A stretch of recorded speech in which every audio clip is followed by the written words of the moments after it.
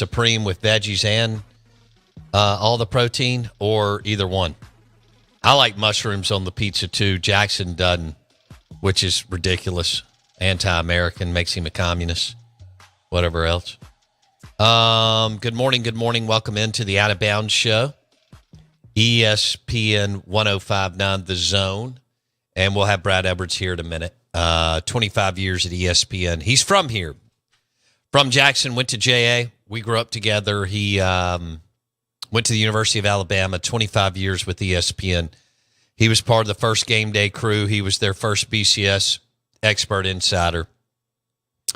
And he's a good dude, smart guy, fun guy to I thought his interview last week was spot on as far as what did he say? It's a little bit of revisionist history when it comes to Alabama, which is easy to do. We're all like that as fans. I get it. I am too.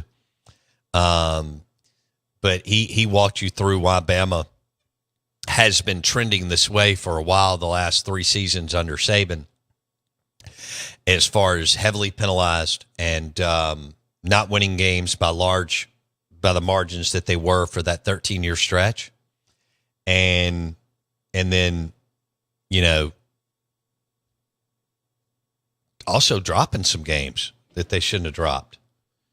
So, and Bama now has Missouri coming up this weekend. Your SEC Insider hit this morning is brought to you by Aplos and the Renaissance. Enjoy their gyros and pizzas. They have outdoor area in the Renaissance and in Highland Village. Also, the show is brought to you by Superior Foundation. If you need French drains, which are very important, keeping water away from your home, which then impacts your foundation. But Superior Foundation, if you need French drains or foundation repair, Superior Foundation. They can get you an estimate in 48 hours or less. Their work comes with a warranty, and it's family-owned. Check. Powered by Superior Foundation. We welcome in Brad Edwards. 25 years at ESPN. From here, went to the University of Alabama and wrote the book Dynasty by the Numbers, Why Alabama Now Owns the Greatest Decade-Plus Run in College Football History. Great book. Brad Edwards joins us on the Farm Bureau Insurance Guest Line. Brad, you laid it out for us last week. So I said this yesterday and today. People really shouldn't be surprised that they lost because of what you laid out, what had been happening in the 21, 22, and 23 season leading up to DeBoer's first season. Yeah, I mean, it's just a case of, and look, I'm not going to act like Georgia and Ohio State shouldn't be going through the same thing as Alabama. I think Alabama's issues as far as guys transferring out, which really more often than not is just costing you depth. At least on their level, right? People who are starting for them might leave to go to the NFL, but generally starters are not going to leave to go to another school. That said, if you've got a lot of guys who are second teamers who maybe they didn't start last year, they might have been the starter this year, but they didn't stick around. They left. And the departure of Saban, like I said, kind of accelerated that process. Saban said last week, I didn't know what the number was, but I would take his word for it. He said there were 26 players who transferred out after he retired. Dang. So now, obviously, they signed a bunch of guys who came in and filled some of those roles. I mean, if you look at their starting lineup, there's some guys who were who came out of the portal who were starting for them, and in some cases, I would say, are at least as good as the guy who went out. But then there are other positions where they clearly don't have the depth that they had before. And I don't think it shows up any more in one area than it does in their secondary, where they have, I think there are 4 different true freshmen who are playing in the secondary. I don't mean all out there at the same time. Sometimes there are 3 of them out there together. And that is the one area, if you were to ask me, what is the one part of their problem, or one of their problems that can't be fixed this season, I would say that's what it's the secondary. I mean, to a certain extent, yeah, they should get better as they get more experience, but I just don't see the issues there, as being something that's going to get a whole lot better as the season goes on. And in general, I don't think the defense has a chance to get a whole lot better. It just kind of is what it is at this point. They have 2 losses, and they still have Missouri at home, at LSU, Mercer at Oklahoma, who can't score, and Auburn at home, who is enjoying losing games up 2 scores in the second half. Yeah. So I guess you probably circled at LSU. If they go 10-2, maybe they make it in. If they drop another one, they're out. Yeah, I mean, look, if you're an Alabama fan, it feels like the season's over. Like this is a level of mediocrity like that you haven't experienced in a long, long time, and yet because of the expanded playoff field, they're still very much in it. Like you said, you look at that schedule. The last 3 games, and I'm saying this from a selection committee perspective. If you are the selection committee analyzing Alabama's future opponents, the last 3 are garbage. I mean, you've got Oklahoma, Mercer, and Auburn, and you can say what you will about the potential for an Oklahoma or Auburn on a given day to, give Alabama a run, whatever. But if they win those games, it's not worth anything as far as building a resume. What this really comes down to are the next 2, and we all know. Look, Missouri they're a good team, but they have nowhere near the talent that Alabama does. No. With the game being in Tuscaloosa, Alabama has no business losing at home to Missouri. So it's a game they should win. Will they? I mean, the way they've been playing, it wouldn't shock me if it comes down to the wire, but they should win that, which basically means, Bo, if Alabama just does what they're supposed to do, and obviously they didn't do what they were supposed to do at Vanderbilt, so you can't assume that they will. But if they do what they're supposed to do, it's a one-game season at this point. It's can they win in Baton Rouge? And based on what I'm seeing from their defense, I don't like their chances against LSU's offense. I mean, I think Alabama will have to score 40 to win that game. Can they? Sure. I mean, we saw what they did against Georgia, but Jalen Milroe is going to have to play a heck of a lot better than he's played in the last 2 games. That's for sure. Yeah, he's not playing well. One of your colleagues, Jesse Palmer, said something last week that jumped out at me. But we're visiting with Brad Edwards, Bama Insider. He joins us on ESPN 105.9 The Zone. But I was listening to Palmer talk about Milroe, and he said, look, man, he's a hell of a player. But if he gets hit or things don't go well early, he drops his eyes. And he said when things go well early for him, he keeps his eyes downfield. And I think we've seen that this year, Brad. Yeah. Look, I saw some breakdowns of him in the Georgia game. And the guy has made a ton of progress as far as his ability to read defenses and make quick decisions. Is something that he just generally was not doing last year. Yet that kind of disappeared on Saturday. Like there was a lot of uncertainty and not to mention a lot of inaccuracy. I mean, a lot of people were complaining because he targeted Ryan Williams like 18 times in that game. But most of those times he was open.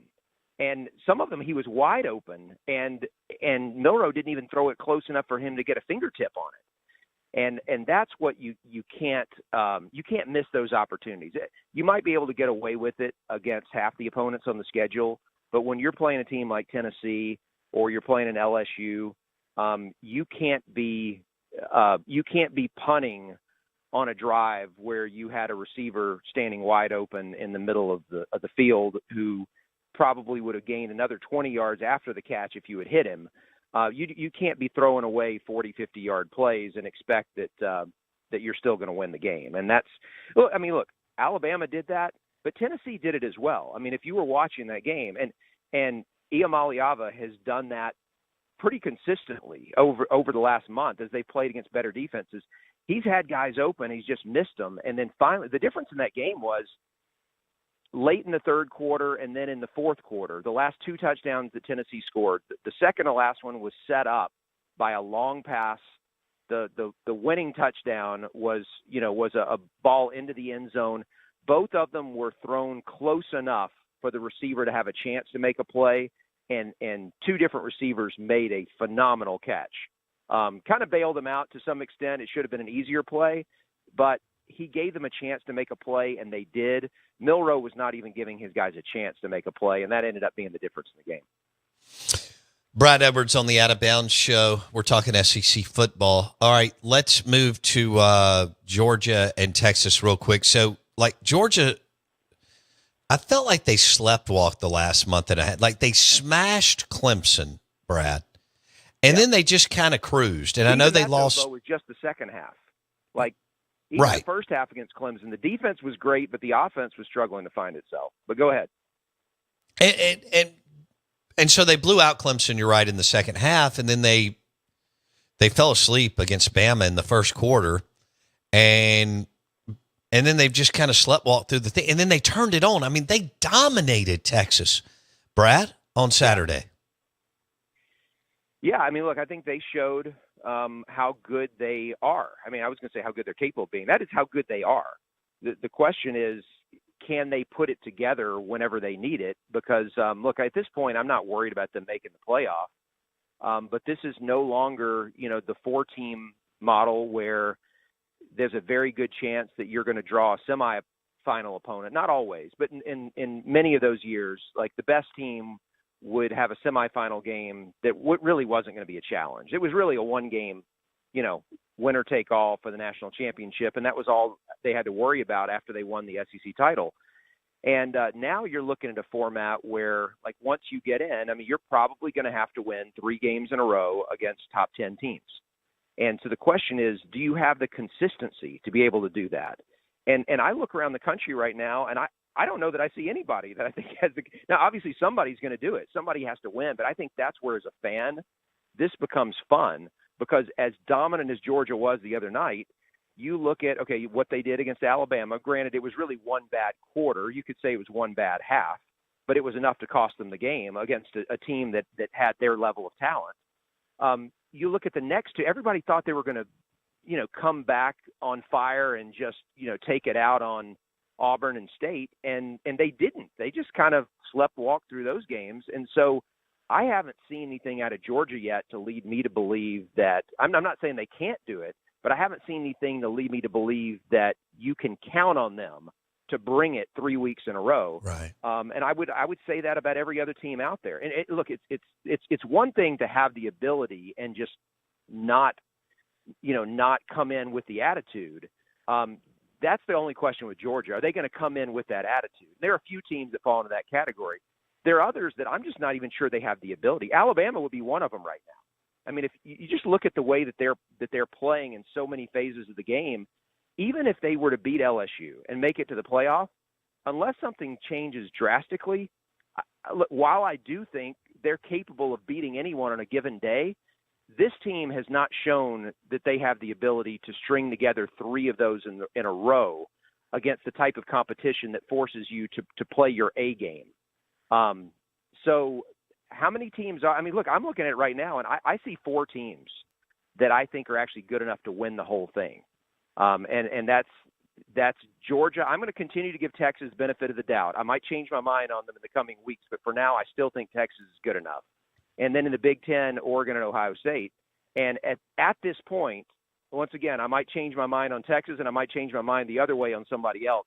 But at this point, those are the only 4 that I think are capable of winning the national championship with this new format. Brad Edwards, 25 years at ESPN. He joins us on the Out of Bounds show. We're talking Bama and Georgia and Texas, trying to figure this thing out. Curious as what's going to happen this weekend with A&M and LSU. That they're both undefeated in conference play. Somebody's taking their second loss this weekend in College Station, so that could be a hell of a football game. I know you've been away from it, but do you have some thoughts? Kind of, you just nailed it and framed it up. Look, we don't know who can make the run all the way through. Nobody's really proven that we're like, oh yeah, that team's going to do it. Do you have some thoughts on the portal? You mentioned it last week. Hey, Bo, these players are leaving Georgia, Bama, LSU, Ohio State. They're not going to wait 3 years to play.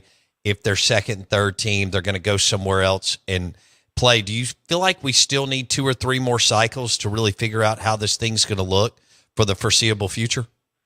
Well, I think the question is, will the NCAA or the conferences as a group, put together any type of regulations that change the way that this works?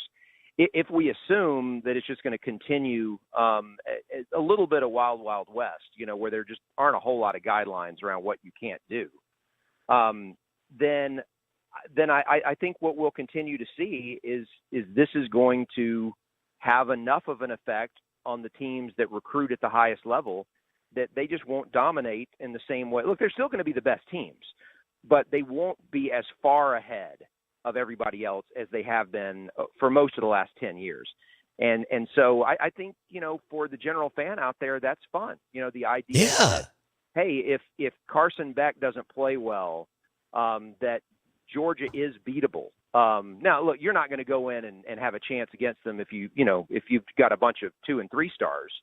But if you've got enough 4 stars and a couple of 5 stars and they don't play well, you've got a shot. And I think that's fun. Just knowing that some of these teams that you kind of in the past felt like, hey, like when Alabama was in their heyday, they're going to have to turn the ball over 5 times for you to have a chance to beat them. Right. And I don't think that's the case anymore for the very best teams. And I think the portal is a big part of that, and NIL contributes to it because I think that kind of encourages more kids to get into the portal. Right. So you're speaking of like your book, you focused on Alabama from 2008 to 2020 in Dynasty by the Numbers. I think going forward, that's over, Brad, for a Georgia or Alabama. Well, look, I mean, nobody did it before Alabama either. So it was just I don't know if you call it lightning in a bottle or whatever it is, but Saban obviously had some great teams, recruited at an incredibly high level. The rules around the game were such that even though he did have players transfer, it's not like he didn't have as many as there would have been today because they couldn't transfer out and play immediately the next season somewhere else. They were going to have to sit out a year, which discouraged a lot of it. And look, if we're going to be honest and we look at it closely, he won 6 national titles in 12 years, but now, and I want to be honest both ways. There were a couple other years that he could have won and he didn't. But I think you also have to say some of the years that he did win, they were very fortunate, not necessarily on the field as far as any of the games they won. Although you could look at that national championship, the 2nd and 26 Tua in overtime against Georgia and say, okay, you know what? They were fortunate to win that game. But some of those other years, like you look at, so 2015, when Ole Miss gave up the 4th and 20-something or whatever it was to Arkansas, which allowed Alabama to win the West that year and go on and win the national championship. I mean, there were some things like that happened every now and then. So every one of Alabama's national titles wasn't necessarily a dominant season. And in some of those cases, they needed and got some unexpected help from what happened with another team in order to open the door for them to get back into the championship. So, yes, it was amazing what happened.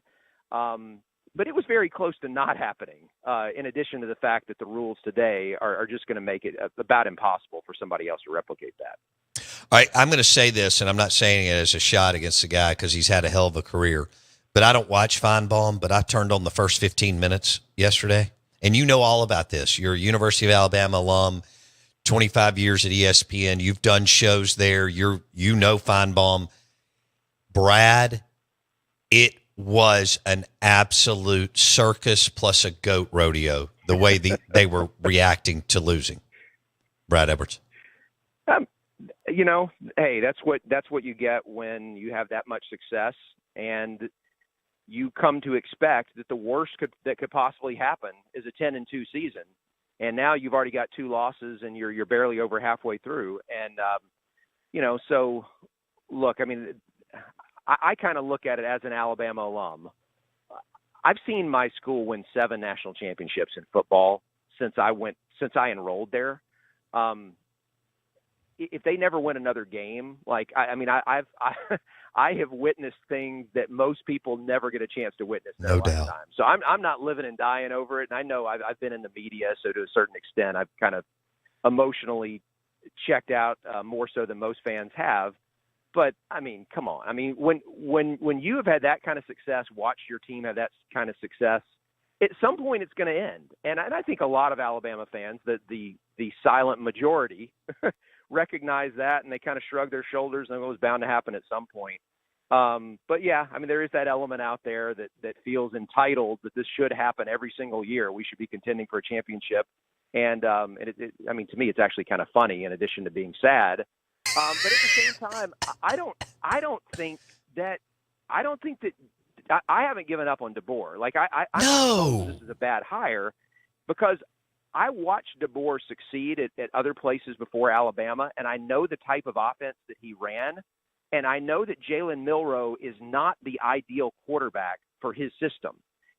He kind of got stuck. I'm not saying the guy doesn't have a ton of talent and can't do a lot of things your typical quarterback can't, but I'm just saying if you gave him 10 very talented quarterbacks to choose from to run his offense, Milroe would not be the guy he chose. Right. And so I think you're going to see a different Alabama moving forward after this year. And I think they'll be better in some ways, not better for getting rid of someone as far as like, what they bring as a person, but just as far as a skill set and how it fits what DeBoer wants to do. And that probably applies to some extent on defense as well. I couldn't agree with you more. Have a great week, buddy. We appreciate you. Okay. You as well, man. Thanks again. Brad Edwards, 25 years at ESPN. He's from Jackson and went to the University of Alabama and actually has perspective. How many times can you say that? He didn't just go. He graduated from the University of Alabama and has perspective. Did you hear that? He's like, Bo, I've been able to witness seven or eight national championships, and I get how absurd and ridiculous that is. His book is Dynasty by the Numbers. Beautiful book, and well done. Thanks to Brad for joining us on the Farm Bureau Insurance Guest Line. We would like for you to try the Highway 61 Bacon and Blue Burger at Burgers Blues Barbecue, B3 and Dogwood Flowwood. Plus, they have the blue plates every day at B3. So say it with me. Burgers, Blues, Barbecue, Dogwood Flowwood. Blue plates. The Dirty Bird wrap, which is fried chicken, is so good. It's one of my favorite sandwiches in the state of Mississippi. Their Highway 61 Bacon and Blue Burger. All at Burgers Blues Barbecue in Dogwood Flowwood. They're open for breakfast too. B3, baby. Thanks for listening to the show. Your next set of tires and wheels is powered by Rick's Pro Truck.